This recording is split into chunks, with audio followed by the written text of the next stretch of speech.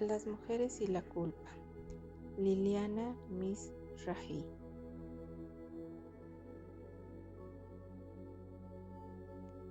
Las mujeres y la culpa. Herederas de una moral inquisidora. Y Dios dijo a la mujer: Yo multiplicaré tus afanes y tu gravidez. Parirás a los hijos con dolor. Estarás sujeta al poder del varón y él te dominará. Génesis. Si hay un Dios que inventó a la mujer, sepa, donde quiera que se halle, que es el autor fatal del mayor mal. Tucídides. Vuestras mujeres son un campo para vosotros. Vayan entonces a vuestro campo como mejor les plazca. El Corán. Durante la infancia, una hembra debe ser sometida a su padre, en la juventud a su marido, y cuando su señor ha muerto, a los hijos.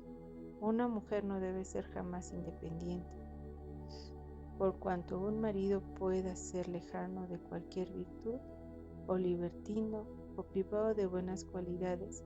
Una esposa fiel debe constantemente adorarlo como a un dios. Leyes de Manú. Existe un principio del bien que creó el orden, la luz y el hombre, y un principio del mal que creó el caos, las tinieblas y la mujer. Pitágoras. Adán fue llevado al pecado por Eva, y no Eva por Adán. Es justo que la mujer reciba como patrón al que indujo a pecar. San Ambrosio. Y todas las mujeres tienen poco cerebro, y no hay una que sepa decir dos palabras y las predique, porque en tierra de ciegos el que tiene un ojo es el Señor. Maquiavelo. No está bien, y por muchas razones, que una mujer estudie y sepa tantas cosas. Molière. Las mujeres están hechas para ceder al hombre y para soportar también sus injusticias. Rousseau.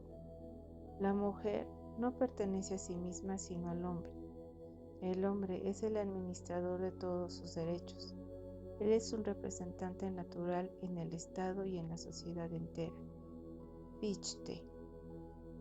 Todas las mujeres, en la conservación de su existencia, en mantenimiento y protección, no dependen de su propio impulso sino de las órdenes de los otros. Kant. Las mujeres pueden tener hallazgos, gusto, delicadeza, pero no tienen ideales. El destino de la joven es esencialmente la relación matrimonial. Hegel. La mujer casada es una esclava que necesita saber montar un tronco. Balzac. La felicidad del hombre dice: yo quiero. La felicidad de la mujer dice: él quiere. Nietzsche. Se duda en decirlo, pero no puede sustraerse a la idea de que el nivel de lo que es éticamente normal para la mujer es diferente. Freud. Herederas de una moral inquisidora. Para la tradición cristiana, se es culpable, no bien se vive. La raíz del sentimiento de culpa surge del pecado original, resultante de la caída del hombre, tal como lo señalan las Sagradas Escrituras. Necesitamos crear y recrear certezas religiosas que nos protejan de la angustia que surge ante esta culpa por existir. La culpa no es un sentimiento natural, es el instrumento más efectivo para neutralizarnos como sujetos autónomos. Es un arma de domesticación y sometimiento a una cultura totalitaria que nos acusa falsamente. Si las acusaciones son falsas, las defensas también lo serán. El no reconocimiento de la falsedad de las acusaciones, que nos convierte en seres frágiles y vulnerables a esa misma falsificación y mistificación. Siglos de historia recrean el mismo mensaje en las voces de la soberbia masculina. Religiones, leyes, mitos, literatura, ciencia y filosofía se dan la mano para construir esta mujer manantial de vida y de males, hembra portadora de culpas o dones, elevada al cielo o arrojada a los infiernos. Las religiones nos encadenan, los mitos inventan y multiplican nuestras culpas. La filosofía nos descalifica como sujeto. La teología medita y discute la posibilidad de que tengamos alma. La literatura no sabe ya de qué disfrazarnos. Las leyes nos imponen tutor y no se nos reconoce entidad jurídica. La ciencia intenta demostrar nuestra inferioridad biológica. La cultura que pretende precisar qué cosa es nuestra naturaleza, por siglos amplió o restringió sus límites y de ese modo impuso conductas. La soberbia masculina presume definirnos: virgen, prostituta, hija dócil e incapaz, esclava intrigante, esposa fiel o astuta, madre inmaculada o castradora, hermana sumisa, amante cruel. Quedamos recluidas en estas definiciones donde nuestro espacio, nuestro rol y nuestras obligaciones han sido atribuidos en función de las necesidades de los otros. Los otros, esferas divinas ante las cuales en realidad somos seres abandonados. ¿Es otra la cara de la dominación? Cambian los paisajes, se transforman los códigos y sus símbolos. Se modifica el lenguaje, las modas, la publicidad, la religión, la iglesia, la educación, las normas sociales, las pautas culturales. La astucia de siglos de historia represiva consiste en convencernos de que nacemos pecadoras y nuestra existencia como tal es una infracción. Somos herederas de una moral inquisidora. La moral judeocristiana se articula sobre el concepto de pecado y la justicia sobre la noción de condena. Infinito sadismo que goza contemplando a sus criaturas doblegadas en el camino. Su dominio no desaparece con la extinción del poder religioso o de la liturgia eclesial. Somos herederas de una moral inquisidora. Para esta cultura totalitaria, fundada en la coerción, nada mejor que mujeres que ofrecen la otra mejilla. La lucha del hombre contra la naturaleza. La lucha del hombre contra la naturaleza nos incluye. En nombre de Dios, la soberbia masculina nos acusa de pecados que solo el mito inventó. Los varones han convertido sus propios miedos en la maldición divina que las mujeres debemos expiar. Ellos nos explican en qué consiste nuestra invalidez y nos señalan cuál es el lugar que nos corresponde. La lucha del hombre contra la naturaleza nos incluye el miedo a un universo desconocido, misterioso y vivenciado como hostil se encarna en nosotras. Vientre voraz, sustancia animal, lujos, leche, sangre, humores nitrosos, caos y tiniebla. Representamos una naturaleza enemiga que solo puede ser solidaria si se la limita y sujeta.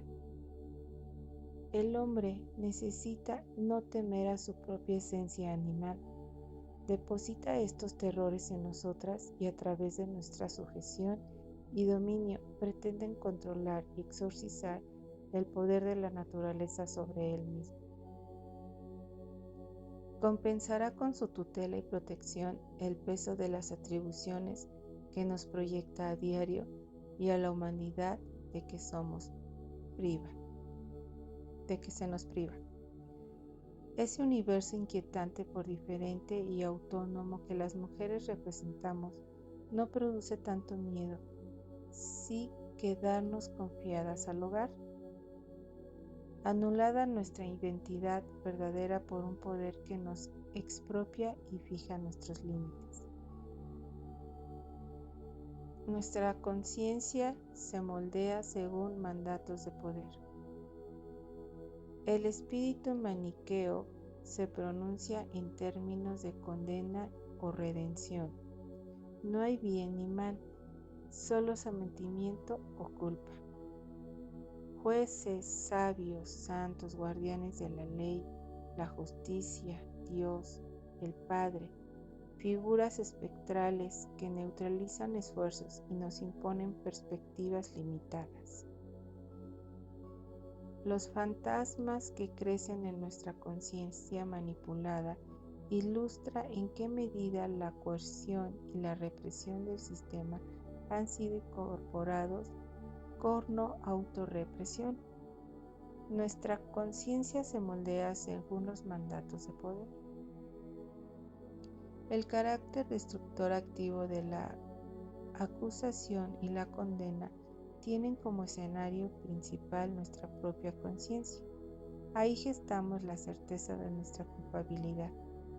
La vivencia de irregularidad, el sentimiento de estar fuera de lugar, nos inducen a aceptar como natural la irracionalidad y la arbitrariedad de las condenas. La culpa no nos permite creer en nosotras mismas. El imperio del malentendido con nosotras mismas. El miedo a la culpa se expresa de manera organizada a través de una lógica sacrificial que nos induce a demoramos, postergamos e inmolarnos. Se instala el no puedo, no debo, no tengo derecho, no tengo tiempo, no tengo capacidad, soy chica, soy grande, soy fea, soy pobre, soy tonta, mis hijos, mi marido, mis padres, ahora no, la situación económica, el país. Se construye la estructura fundante de las mujeres como seres postergados.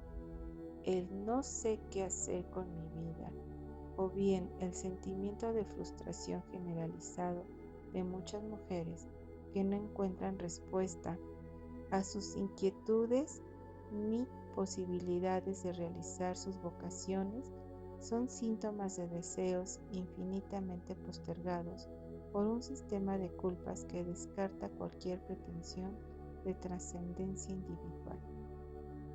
Nuestro ser para sí se transforma en ser para otros o ser contra sí. Nuestra conciencia manipulada se vuelve contra nosotras mismas. Somos todas para otros, y de ahí surge el sentimiento de extrañeza propio de la enajenación. Crecemos en medio de sentimientos de culpa y autocompasión. Aprendemos el desprecio a nosotras mismas, fuente de todas las violencias. La violencia contra nosotras mismas es una forma de expiación y penitencia. Se incrementa el masoquismo, la conversión de sentimientos hostiles en síntomas y en un sentimiento de culpa indefinido que nos condena a bloquear nuestras actividades sanas. Muchas mujeres intentan fallidamente sustraerse del orden burocrático mediante la autohumillación. Rebajándose a sí mismas, pretenden degradar las leyes de las que son víctimas. La autohumillación pone en evidencia la deshumanización de la educación represiva recibida. En nombre de una redención prometida, para un futuro no muy determinado, todo presente represivo justifica su dominación. El sistema totalitario promete para someter. Muchas mujeres no pueden sustraerse o reaccionar ante lo que llaman la mala suerte e interpretan lo desgraciado de sus vidas como un castigo a sus pecados. Paradójicamente, pueden incrementar esos mismos castigos, provocándolos o manteniéndolos, por la misma razón. Se adjudica con facilidad el destino o mala suerte, los fracasos, accidentes, errores, sin llegar a percibir y comprender el compromiso activo con la situación que ellas mismas desencadenan. Herederas de una moral inquisidora, perdemos la orientación en un mundo en el que somos marginadas. Nuestra conciencia lúcida se ha echado a dormir y permite que las leyes del sistema se resuelvan contra ella. La culpa es un sistema de clausura alimentado y sostenido por las herméticas leyes del statu quo, que neutralizan la realización de nuestra subjetividad transformadora. Las posibilidades están negadas de antemano, las potencialidades inhibidas y las aspiraciones frustradas. De este modo, se consolida el imperio del autoengaño y del malentendido con nosotras mismas y con la realidad. Se pone de manifiesto la alineación radical que caracteriza nuestro vínculo con la totalidad de lo creado. Esta lógica de la manipulación que impone la no realización de potencialidades nos exige ser pasivas. Se realimenta y perpetúa el principio de inercia a través de estereotipos, prejuicios, clichés y convenciones rígidas. El mandato es no saber más allá de lo que conviene saber. La realización de potencialidades está siempre negada por una fuerza anónima, jamás revelada, que reduce todo acto a una mera posibilidad no efectiva. El desarrollo de potencialidades subjetivas implica la transformación de lo ya existente, lo cual desestabiliza el sistema y es inconcebible para una concepción totalitaria de clausura como es la culpa. Se instala la certeza de no se puede hacer nada, certeza que sirve para protegerse de la angustia ante posibles pérdidas en el proceso de cambio. La sistemática rutina de frustraciones a las que muchas mujeres se ven sometidas y de la que también son cómplices, reprime su potencialidad creadora y la transforma en obediencia. La ausencia de autocrítica y corrección convierte en indignas sus vidas ya empobrecidas. En el universo de la culpa, nada es original ni verdadero, todo es estereotipo. ¿Podremos alguna vez reparar la culpa de haber nacido? Solo aceptando las reglas del juego impuestas por una cultura que nos dirá quiénes somos, qué debemos hacer y qué debe de ser nuestro lugar. Los espacios que nos han concedido son mazmorras estrechas en las que vivimos encogidas y culpables. En esas mazmorras todo movimiento es negativo y se vuelve en contra de nosotras.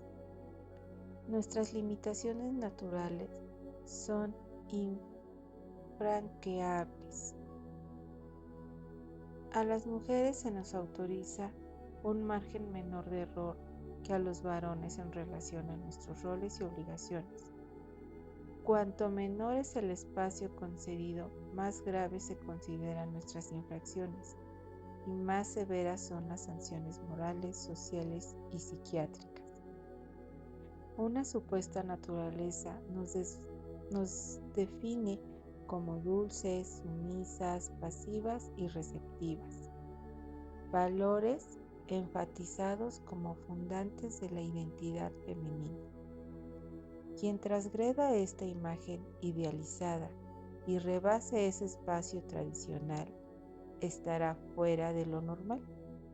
Las supuestas leyes de la naturaleza son las que no nos permiten ser diferentes de lo establecido, so pena de exclusión o abandono.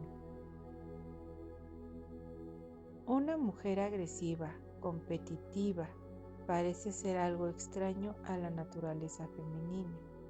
Las mujeres no debemos dejar traslucir iniciativas o exigencias personales que casi automáticamente se convertirán en obscenas y condenables. Los espacios sin reconocimiento y sin justicia son mazmorras en las que vivimos contraídas, lo que naturalmente sería fuente de expresión y de despliegue, se convierte en motivo de dolor y desesperanza. Nuestras fuerzas se nos vuelven en contra. La conciencia de inocencia que reside en desplegarse y extenderse produce en la conciencia culpable la representación de sí misma como obstáculo. Ninguna tortura se impone desde afuera, todo dolor se genera adentro. Aisladas, cautivas entre los muros de nuestras propias casas, la pasividad y la inmovilidad a las que somos destinadas como habitantes de las mazmorras estrechas amortiguan a la vez que acentúan nuestro dolor. Somatizaciones, malestares profundos, impotencia, paranoia, accidentes, frustraciones generalizadas, irritabilidad, restricciones intelectuales y creativas, mal humor, depresión, presagios angustiantes, agitación, adicciones, automutilaciones, sufrimientos indefinidos, delitos, intentos de suicidios, hasta sentirnos un obstáculo para otras, para nosotras mismas y para los demás, son respuestas ajustadas a un mundo injusto. Encarnando la historia de un cuerpo cercado por una propiedad y de una identidad expropiada por una tutela, confiscada nuestra libertad en una división de roles estereotipada, somos objeto de la lealtad, de la lenta erosión de una cultura que nos niega espacio, subjetividad y autonomía. Fetichización de la culpa. Por momentos parecería que sentirnos culpables nos es indispensable. Hemos convertido nuestra culpa en un fetiche, un amuleto, un talismán. La fetichización de la culpa expresa la profundidad y el alcance del poder represor sobre nuestras conciencias individuales. Somos parte de un sistema totalitario que nos cosifica, idolatra lo uniforme, pone de manifiesto la violencia ejercida sobre toda forma de alteridad. No solo somos acusadas y condenadas, sino también casadas por una supuesta justicia basada en la coerción. La justicia se convierte en sinónimo de represión y la represión en sinónimo de justicia. Se opaca toda posible lucidez. La represión internalizada llega a gravitar con más peso que la objetividad realidad externa. La culpa indefinida y cosificada es el correlato subjetivo de la totalidad represora. Al fetichizar la culpa nos configuramos como sujetos que otorgan mayor legitimidad a su mundo interior que a la realidad. La desproporción entre lo interno y lo externo, entre lo posible y lo real, es absurda. El manipuleo que el sistema hace de esa confusión de planos de la realidad gesta seres precarios, inmaduros y antisociales que dan continuidad a la represión incorporada y construye arduos complots contra sí mismos. Somos escindidas y desnaturalizadas a través de una lógica de la ruptura entre la potencia y el acto, entre mundo interior y mundo externo, entre lo privado y lo público, entre lo personal y lo político. Queremos, pero sentimos que no podemos. La fuerza del deseo y del poder se disocian y se enfrentan antagónicamente. La culpa ataca la coherencia e integración. Querer, poder, hacer. Se divorcia el deseo, el pensamiento y la acción. La praxis en el contexto de una ideología totalitaria será alineada o no será. Cualquier forma de integración que otorgue coherencia es desbaratada y pone de manifiesto el desdoblamiento entre el deseo y la conducta. Lo que hacemos traiciona lo que deseamos y desmiente lo que decimos. No somos ni una cosa ni otra, y estamos ahí sin ser ni llegar a ser. Nuestra hibridez específica reside en esta carencia de ser. Disociadas entre lo que somos, lo que desearíamos ser y lo que creemos que deberíamos de ser. Desdobladas entre una realidad frustrante y expectativas de gratificaciones, entre sueños de superestrellas y una realidad de ama de casa, entre lo que nos vende la TV y lo que nos da la realidad, entre una identidad pasiva y sumisa y una libertad desenfrenada, entre la moral cristiana y la competencia feroz, entre el amor al prójimo y a la sospecha al vecino, entre los amores traicionados y las máquinas leales. En esta sociedad que vive para consumir, se legitima la desproporción entre lo posible y lo real. Se institucionalizan absurdas mentiras que se problematizan a sí mismas. El desdoblamiento parece insalvable. Vivimos extrañadas, despersonalizadas y neutralizadas. Esta actualización postergada a perpetuidad es el eje sobre el que gira la psicosomapatología del universo culpable. El desdoblamiento es un aspecto de la incompletud. Subyace en la incapacidad de elegir, decidir y es parte de esta imposibilidad de actualizar que impone el sistema totalitario. Nos encontramos con una vida personal desdoblada subjetivamente y una vida social paranoide, antagónicamente disociada de otros seres. El poder del sistema totalitario explota ambas escisiones y las alimenta a través del miedo y la confusión. Condenadas de antemano. Perdemos poder sobre nuestra propia coyuntura vital y nos integramos en una dialéctica destructiva que acelera nuestra propia caída. Aprendemos a alejar de nuestra conciencia la percepción de nuestra inocencia esencial. De este modo, la culpa genera la necesidad de autocastigo y el autocastigo recrea y consolida el sentimiento de culpa. Según Nietzsche, los mecanismos autodestructivos son rasgos estructurales del espíritu humano que pueden tener más o menos estímulo según la ideología imperante. Nuestra voluntad cosificada. La fetichización de la culpa convierte nuestra voluntad en algo, un objeto incapaz de moverse, crear o innovar.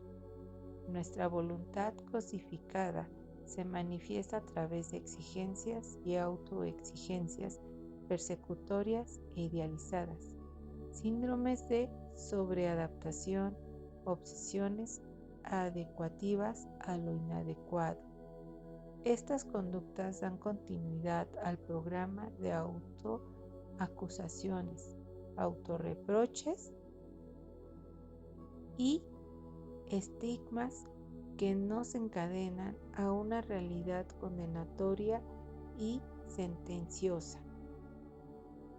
La cosificación de la voluntad o voluntarismo necesariamente influye en su debilitamiento y por lo tanto en su control. Nuestra autoestima decrece, se debilita nuestro sentimiento de mismidad, se genera una vivencia de exclusión e inaccesibilidad que nos convierte en seres disociados de la totalidad. Este sentimiento de debilidad que gesta la culpa nos deriva a una vivencia de exclusión, marginación, donde el mundo es vivido como inasequible y parece pertenecer a otros. Sin embargo, a pesar de todo, parecería que sentirnos culpables nos es indispensable. Atamos y desatamos a diario los hilos del poder y la dominación. Todo es coherente en su carencia de sentido. Adoramos lo uniforme. Imitamos modelos gregarios y perimidos. Nos adecuamos a lo inadecuado. Negamos la realidad. Alteramos nuestra percepción. Sostenemos formas desactualizadas y decadentes que mantienen un dominio. Renovamos contratos absurdos. Legitimamos instituciones opresivas.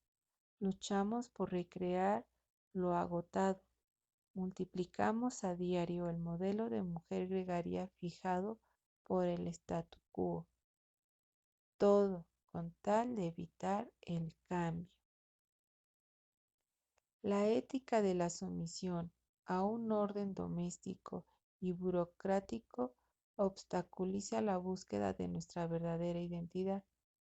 La vida de las mujeres gregarias se ha convertido en una verdad axiomática. Vivir es adecuarse a lo inadecuado, someterse y renunciar. Las leyes ancestrales nos ofrecen una salida, la intemperie. Estamos en peligro como seres libres. La culpa ataca nuestra autonomía verdadera, incrementa nuestra vulnerabilidad, estimula la dependencia infantil y la despreocupación inmadura ante la realidad. Esta adquiere un carácter fragmentario y se la percibe como un espejismo. La alteración de la percepción de la realidad se convierte en la respuesta perfecta a una realidad imperfecta. Sutilmente se estimula y cultiva la indiferencia. Nuestra insaciable búsqueda de seguridades falsas nos exige consumir símbolos que nos reintegren mansas al orden burocrático de nuestra existencia controlada. Ofrecemos a diario nuestra propia carne como testimonio de la descomposición de instituciones decadentes. Quedamos reducidas a respuestas programadas y convencionales. Me pregunto, ¿de qué modo las mujeres reproducimos y damos sostén y continuidad a nuestra propia opresión y con ello estabilizamos el sistema? Creo que aceptamos con demasiada naturalidad y facilidad las culpas arrojadas sobre nosotras. El universo de la culpa se conserva sólidamente, afianzando también por las mismas mujeres que contribuyen obedientes a darle estabilidad y continuidad. La culpa nos confunde y paraliza. En muchas oportunidades las mujeres quedamos inhibidas para luchar por nuestros derechos o defender nuestras ideas, percepciones y sentimientos. Llegamos a actuar en contra de aquello que deseamos y a favor de lo que rechazamos y tememos. Me pregunto, ¿no deberíamos las mujeres considerar la tarea de decodificar que sentimos en lugar de aceptar tan naturalmente lo que no nos inculcan que debemos sentir?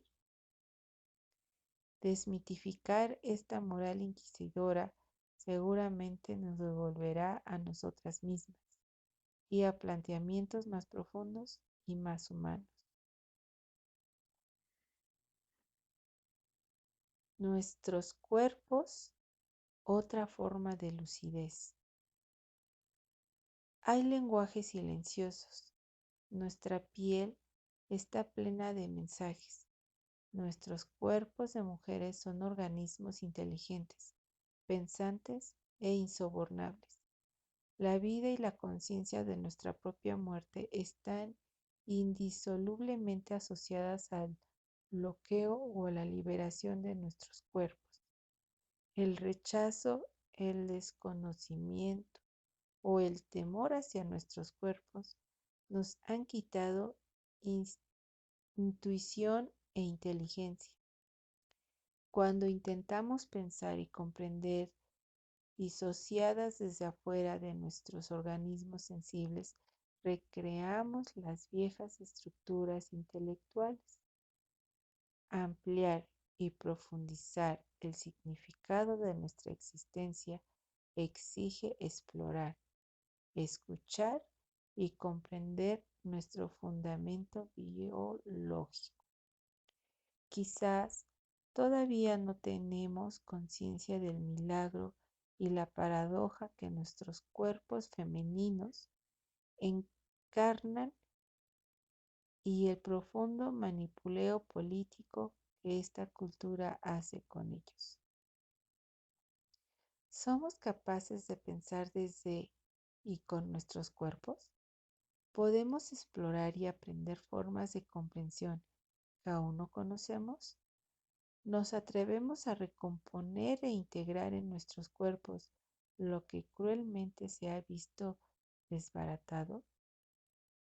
Nuestra creatividad restringida, nuestra capacidad intelectual poco desarrollada, nuestro placer mutilado, nuestra identidad diluida en rutinas cada vez con mayores obligaciones, nuevas ceremonias y extravíos en el laberinto de la maternidad, la pareja o la familia para no llegar a ser jamás las que soñamos ser. Legitimamos la percepción corporal de sutiles mensajes, inquietudes y señales a la larga distancia, urgencias a través de invencibles mensajes y otras tenues resonancias. No tememos un registro racional y consciente de la protesta que encarna nuestro cuerpo. Se disocia, se suprime, se desplaza el mensaje que emerge de nuestra interioridad en conflicto. La amnesia y la anestesia siempre resultan costosas en repeticiones autodestructivas. Es necesario comprender estas mismas conductas autodestructivas como homenajes póstumos a figuras ancestrales o bien a nuestros propios aspectos ancestrales que necesitan morir y ser sepultados como obstáculos anacrónicos a nuestra contemporaneidad. La recreación de sentimientos culposos y culpógenos pone en marcha una evolución tanática dominada por tendencias autodestructivas que recorre el camino de los accidentes, las enfermedades, de diferente compromiso delitos y suicidios. La culpa ejerce una poderosa gravitación en nuestra evolución como mujeres. Creo que podemos transformar nuestros cuerpos en instrumentos sensibles y profundos de conocimiento de nosotras mismas, desarrollando una potencialidad cognitiva que apenas sospechamos. Existen otras formas de lucidez, de la elaboración, integración y superación de nuestras culpas y o de las que nos imponen desde afuera, depende nuestra salud física, mental y emocional, equilibrio y armonía a los que aspiramos. La culpa es una de las armas más poderosas de control social sobre las mujeres y ninguna de nosotras puede ser absolutamente inmune a ella. Adrienne Rich.